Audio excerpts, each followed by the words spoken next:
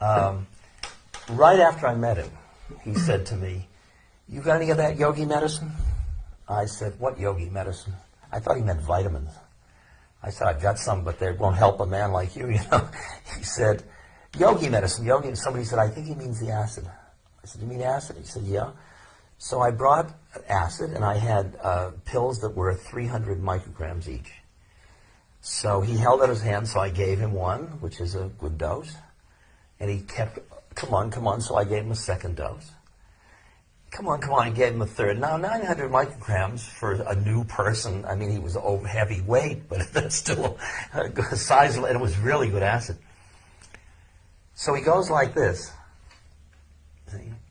And he throws it into his mouth, and I always think, this is going to be pretty interesting, you know, and nothing happens at all, nothing. So I go back to the States, and I tell everybody, this guy took 900 micrograms and nothing happened. Because, I mean, this is our medicine. I'm impressed, you know. But in the back of my mind is the gnawing question, do you suppose he really swallowed it? Maybe he veiled my mind and threw it over his shoulder or something like that, you know. But I don't know. So I come back to India 2 years later, and I find him after about 6 months, and he says to me, first time I come up to him, he says, "Did you give me some medicine last time you were in India?" I said, "Yeah." He said, "Did I take it?" I said, "I think so." He said, "What happened?" I said, "Nothing." You got any more of that medicine? So I said, "Yeah." So I brought out, and I had 5 pills, 300 each. And one of them was broken. He wouldn't take the broken one. He took the 4 others. And he took each one, and he stuck it on his tongue.